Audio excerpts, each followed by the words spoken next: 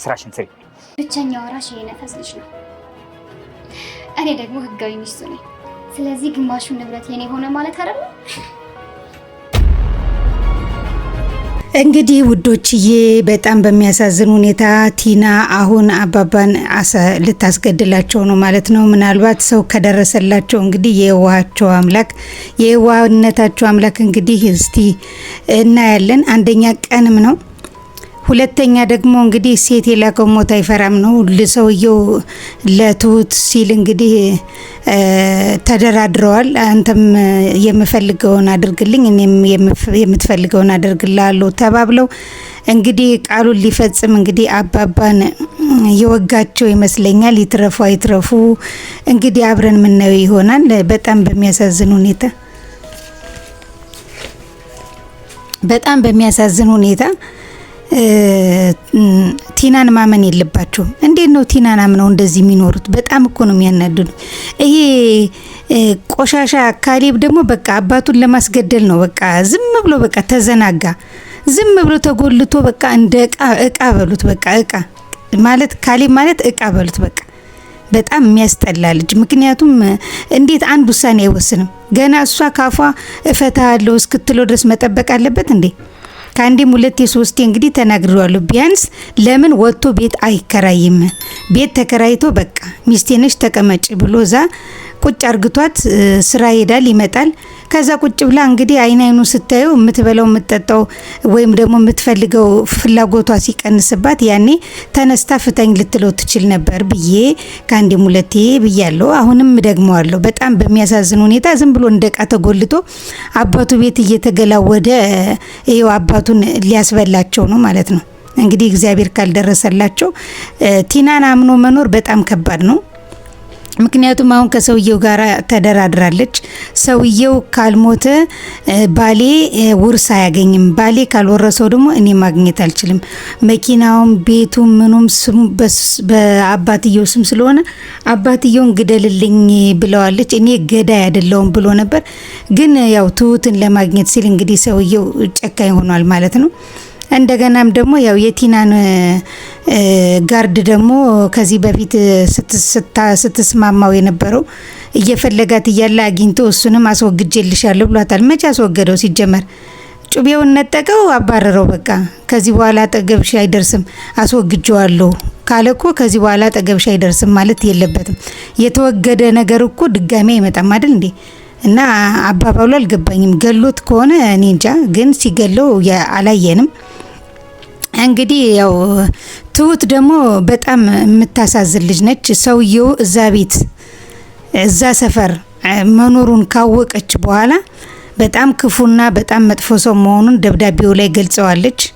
ያው የማይነገር ነው ብላለች። እንደገና እነሱንም አደጋ ውስጥ አልከትም ካለች በኋላ ቲናን አምና እንዴት ቀረች? በጣም ነው ትሁት እኮ በጣም ጥሩ ልጅ ነበረች። ለምን ትቀራለች? እየተከታተላት እንደሆነ ወይ ለነሱ አልተናገረችም፣ እንደገና ደግሞ ወይ አልጠፋችም። ይሄንን ነገር እኮ ራሷ መወሰን ነበረባት። መጥፎ ሰው ነው እንደሚከታተላት አውቃለች። ቢያንስ ለፋዘር እንደዚህ አይነት ሰው በልጅነቴ ወይም ደግሞ አገር ቤት እንደዚህ ሊያገባኝ የነበረ ሰው አልፈልግም ብዬ ጠፍቼ መጥቼ ነው እናንተ ቤት የገባሁት። አሁን ግን ተከታትሎኝ ደርሶበት ያለውበት አካባቢ እያንዣበበ ስለሆነ እሱን ፈርቼ ነው። እና አባዬ ምን ይሻለኛል?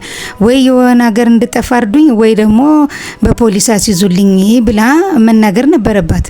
እሷ ድምጿን አጥፍታ እንግዲህ አሁን በእሷ ጦስ እንግዲህ እሳቸው ሊሞቱ ነው ማለት ነው። ምክንያቱም እሷ ናት ለድርድር የቀረበችው እንጂ ቲና በራሱ አይደለም። ምክንያቱም ቲና አፈር ልሳ ነው የተነሳችው።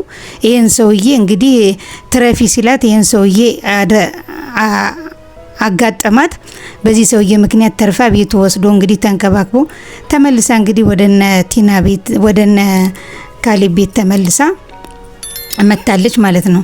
አሁን ደግሞ እንግዲህ ትሁት ደብዳቤ ጽፋ ምን ብላ ለመጥፋት በተዘጋጀችበት ሰዓት አዛኝ መስላ ምን መስላ እንግዲህ ቀርባ አስቀርታታለች። ትሁት ግን ይሄን ማድረግ የለባትም ብዬ አስባለሁ።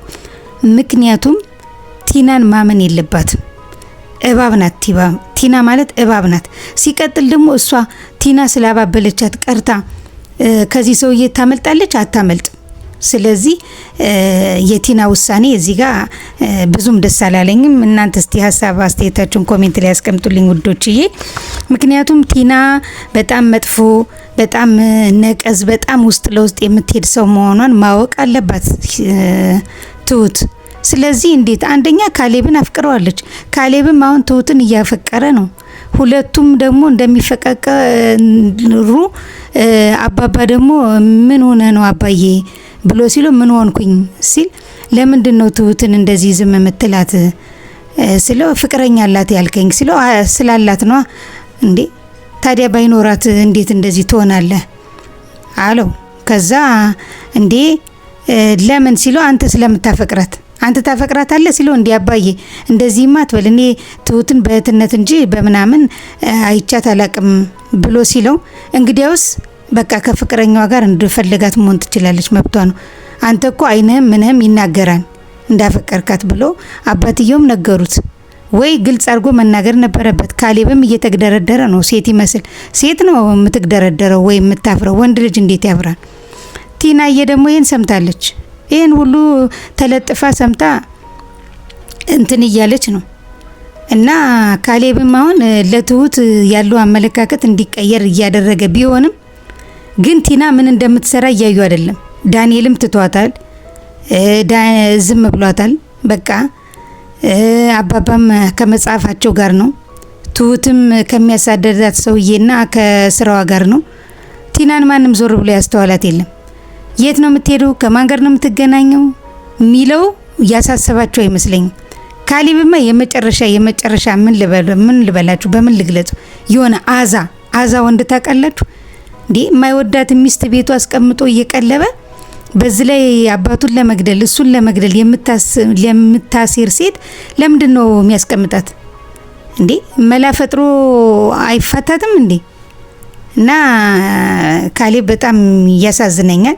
እስኪ በካሌብ ላይ ያላችሁን አስተያየት ኮሜንቱ ላይ ያስቀምጡልኝ ውዶችዬ። እንግዲህ ደግሞ ዳኒ ነው። ዳኒ ደግሞ አሁን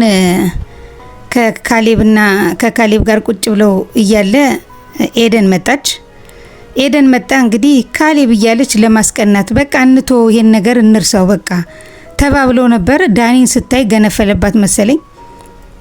ወደ ካሌብ ተንደርድራ ሰላም ልትለው ስትል ዳኒ ብድግ ብሎ እቅፍ አርግቷት እንግዲህ ሁለቱም ሳይታሰቡ እንግዲህ ተደነጋግጠዋል። የፍቅር ድንጋጤ ይመስለኛል። እሱም ተነስቶ ውሃውን መጠጣት ሄደ። እሷም ትስቅብኛለህ እንዴ ስትለው አዎ ፊልም እኮ የምትሰሩ ነው የምትመስሉት፣ ምንድን ነው እንደዚህ የምትሆኑት? በቃ ታዩና ነገሩን ዝም ብላችሁ ቀጥሉ እያላት ነው ካሌብ። እሷም ደንግጣ ወደ ቤት ሄደች መሰለኝ። እሱም ወደ ኩሽና ገብቶ ውሃ ጠጣ በድንጋጤ። ወይኔ እያለ ምን ሆነ ነው ስትለው ትሁት ወይኔ ዛሬ ደግሞ እንዴት አባቱ አምሮባታል አለ። እሷ እኮ ሁሌም ያማረች ነች ታይቶ አያውቅም እንዴ እሷ ቁንጅና ምናምን አለችው። ከዛ እንዴት እንደደነገጠ እየነገራት ነበረ። አንተ በቃ ከሷ መውጣት አትችልም፣ እሷም ታፈቅራለች፣ አንተም ታፈቅራታለህ። ስለዚህ በቃ ፍቅርህን መልስ ስትለው እንዴት አድርጌ ከአንዴም ሁለቴ ሰባብሬያታለሁ፣ አሁን ደግሞ እንደገና እንዳትጎዳ ፈራለሁ ይላል። አሁንም በልቡ አላመነበትም ማለት እኮ ነው የኤደን ፍቅር። ምክንያቱም ቲና በምታታልለው ነገር እንደገና ደግሞ ልቡ እየተከፈለ ነው እንዴ። መቁረጥ አለበት፣ መወሰን አለበት እኮ። እሱ ደግሞ የውሳኔ ሰው አይደለም። ምንድን ነው ዳኒ ደግሞ እንደዚህ የሚያሽለመጠምጠው? የሆነ ሽልጥልጥ ነገር ነው እሱ ደግሞ። እና ሶስተኛ እኮ እንዳልጎዳት ፈርቼ ነው ቅብጥሴ ምንጥሴ። እንዴ ለምን ይጎዳታል? ሲጀመር በቃ ከቲና ጋር ያለውን ነገር እንደማይፈልጋት አውቋል። ከዚህ በኋላ ከኤደን ጋር ያለውን ነገር መጨረስ ነው። በቃ ሰርቶ መብላት ነው፣ አብሮ መኖር ነው። በቃ ይቅርታ አድርጊልኝ ብሎ መቀጠል ነው። ሶስተኛ እንዳልጎዳት ፈራለሁ ማለት ምን ማለት ነው? ይሄ እኮ በራሱ አለመተማመን ማለት ነው። እና ነግረዋለች። ውሳኔ አንተም መወሰን አለብህ፣ መፍራት የለብህም፣ ድፍረት ይጠይቃል ብላ እንግዲህ ነግረዋለች። የሚገባው ከሆነ እንግዲህ ደግሞ ዳኒ በዚህ ሲሽለጠለጥ ድጋሚ ደግሞ እንግዲህ ከቲና ጋር ተገናኝቷል። ምንድነው የምትሰሪው ብሎ ሲላትም ምንም ነገር የምሰራው ነገር የለኝም እኔ በቃ ካሌብን ፈትቼ አንተን ማግባት ነው የምፈልገው ብላ ልታሳምነው ብዙ ጥራለች። እሱ ግን አላመናትም። አለማመኑ ጥሩ ነው።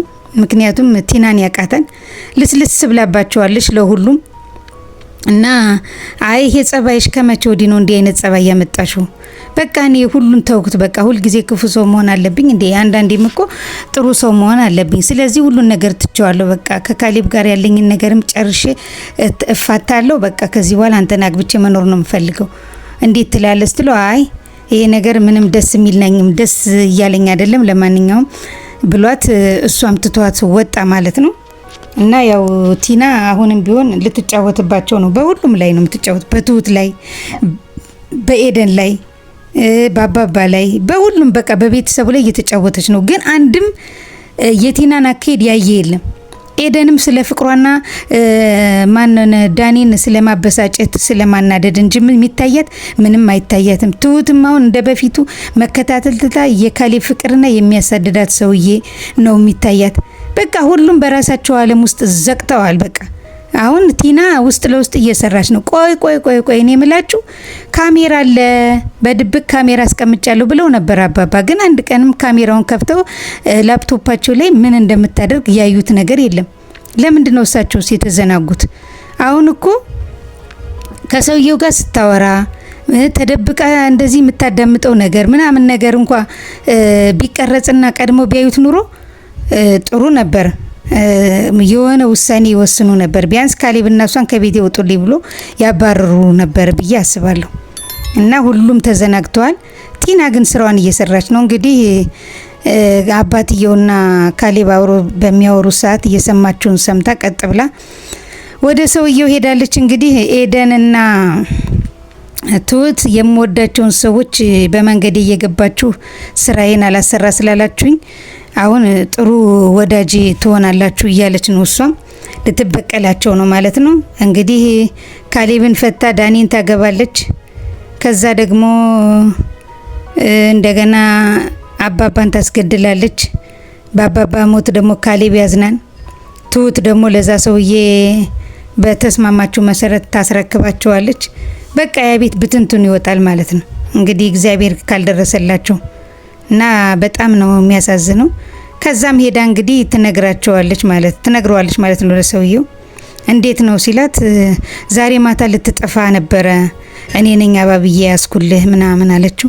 አንቺ ነግሬሻለሁ፣ እሷን ሴት ተከታታያት፣ ከጠፋችም ደግሞ ወደ ቤተሰብ እንደማትሄድ አውቃለሁ። ምክንያቱም ቤተሰብ እኔ እንደሚሄድ ስለምታውቅ አድራሻዋን ልታጠፋብኝ ስለምችል አለቅሽም። አሁንኑ የምታደርጊውን አድርገሽ ቅርብ ብለሽ ጥሩ ሰው ሁኝላት ብሏታል። እሺ እኔማ ጥሩ እኮ ሆኝላታለሁ እየሆንኩላት ነው። አንተስ በምትኩ ምን ታረግልኛለህ ስትለው ደግሞ እኔ ምን እንዳረግልሽ ፈለግሽ ብሏት ነው። እንግዲህ ቅድም ነግሬያቸዋለሁ። ያው ፋዘርን ግደልልኝ ብላቸዋለች። እንግዲህ አሁን ሄዳ እንዴት ነው ነገሩ ሁሉ እየሄደልሽ ነው ሲላት አዎ ብለዋለች። ያንን ሰውዬ ውጭ እንዲወጣ አድርጊው አላት። እንግዲህ ካሌብን ይሁን አባባን አላወኩም፣ ካሌብን ይመስለኛል። ግን እረሱ እኮ ትሁትን ያፈቅራታል ብላ ወረፍ አበደ። ሰውየው አበደ ተቅበዘበዘ። ከዛ በኋላ አንቺ ማን ነው እሱ ሲላት ባሌ ነው አለች። እንዴት አንድ ሴት እንዴት ባሏን በስነ ስርዓት መያዝ ያቅታታል ብሎ ሙልጭ አርጎ ነው የሰደባት። አቦ በጣም ነው ያስደሰተኝ። እንደው ላይክ አርጉልኝ ለዛ ሰውዬ። እዚህ ጋር ለሷ ለሴትነቷ ክብር መስጠት ስለሚገባትና ሴትነት ምን አይነት ሴትነት መሆን እንዳለባት ነገራት እስከ አፍንጫዋ ድረስ። እሷ አይገባትም እንጂ በጣም ነው ደስ ያለኝ። በቃ አንቺ ምን አይነት ባለጌ ነሽ? እንዴት ባልሽን በስነ ስርዓት መያዝ ያቅትሻል? አንቺ እንዴት ሴት እኮ ጥበበኛ ናት። እንዴት አንቺ ቆይ ከዛ ሁሉ ሴቶች ላንቺ እንዴት ነው ጥበቧ ያልተሰጠሽ ብሎ እንደ ውሻ ነው ያረጋት። ውሻ ያርጋት። አሁንም በጣም የሚገርማችሁ እና በጣም በዋርኒንግ ነው አስጠንቅቆ እንትን ያላት። ከዛ እሷም እንግዲህ እፍረቷን ተከናንማ ወደ ቤቷ መጣለች። ያንን ወረቀት ደግሞ እንግዲህ ትሁት ጽፋ በቃ ወረቀቱ እኔ ጋ ነው፣ አይዞሽ ከዚህ በኋላ እንዳታዝኝ ምናምን ብላ እንባዋን እየደባበሰች ስታቅፋት እውነት ያቀፈቻት መስሏታል። ይሁዳም እኮ ኢየሱስን በሰላምታ ነው አሳልፎ የሰጠው። እሷም እኮ ይሁዳ ናት። በቃ አሳልፋ ልትሰጣት ነው። ስለዚህ ያቀፈን የሳመን ሁሉ ወዳጃችን እንዳልሆነ ነው እዚህ ጋር የምንረዳው። በጣም የሚገርም ትሁት ግን በቃ ጸባዩን አለስልሳ ምን ብላ ስትቀርባት በቃ ቲና የድሮ ቲና አይደለችም፣ አሁን በጣም ተለውጣለች ብላ በየዋህነቷ ቀርባት ነው እንደዛ ስቅስቅ ብላ ደረቷ ላይ የምታለቅሰው። አጅሪት ግን ከኋላ እያሾፈች ነው እንትን የምትለውና ያንን ወረቀት በቃ ደብዳቤው ምን ጋ ነው ማንም አላየብሽም ምናምን ብላ ወስዳ ሽንት ቤት ከሁለት ቀዳ ቁጭ አድርገው ነበር። ሽንት ቤትም ያየው ሰው ስላልነበረ እንደገና ወስዳ በረንዳ ላይ ወርወረዋለች። አባባም እንግዲህ በረንዳ ላይ መጽሐፍ እያነበቡ እያሉ ወንበር አምጥታላቸው እንግዲህ መርቀዋት ወንበሩ ላይ ቁጭ ብለው እያነበቡ እያለ ቀና ሲሉ ድንገት ወረቀቱን አይተው አነበቡትና በጣም አዘኑ። ባዳ ነው ለካ እንደዚህ ማርገሽ ነበረ ብለው እሳቸውም እንግዲህ የምትወደውን ሻይ አፍልቼ ላምጣል ብላቸው ወጣ ገብታ ወደ ኩሽና እስከምትመለስ እሳቸው ሄደዋል። እንግዲህ እሷም እስቲ ንፋስ ልቀበል ብላ ነው። ደግሞ እኮ የሆነች ቁሌታም ነገር ናት። አሁን ይሄ ሰውዬ እንደሚከታተላት እያወቀች ለሆነ ሰው አልተናገረች። ቆይ ሰውዬው ወይ አቅፎ እንዲስማት ነው ወይ ደግሞ ምን እንዲያደርጋት ነው ሰውዬው እንደሚከታተላት እያወቀች የምትወጣው? አርፋ አትቀመጥም እንዴ? ወይ ለፖሊስ አላመለከተች ወይ የሆነ ሰው እየተከታተለኝ ነው ብላ ለነሱ አልተናገረች። አሁን እኮ እሷ እንዳለ ካሌብንም ታስገድለዋለች፣ ዳኒንም ታስገድላለች። በዚህ አይነት ቲና ግደላቸው ካለች ይገልላታል ሰውየው፣ ምክንያቱም ትሁትን ስለሚፈልግ። ስለዚህ እንግዲህ ሻዩን ይዛ ስትመጣ እሳቸውም ወጥተዋል። እሷም በተራዋ ደግሞ ወጣች። ከዛም እንግዲህ ቅልው ስትል አገኛት። እንደገና እየተንደረደረች ልታመልጥ ስትል ያው ካሌብ አገኛትና ተገጫጭተው ምን ሆነሽ ነው ሲላት አይ ምንም ብላ አስቀየሰችው። ከዛና መሄድ ከፈለግሽ አብረን እንሂድ፣ ካልሆነ ወደ ቤት መሄድ ከፈለግሽ ሲላት ችግር የለም ና እንሂድ ብላ ይዛው እንግዲህ እየሄደች ነው። ከዛም እንግዲህ ቤት ገባ። ቲናም እንግዲህ ያው ስራዋን ለማጠናቀቅ ስለተቃረበች ቀጥታ ካሌብን ሄዳ እንለያይ ነው ያለችው። በቃ እንፋታ።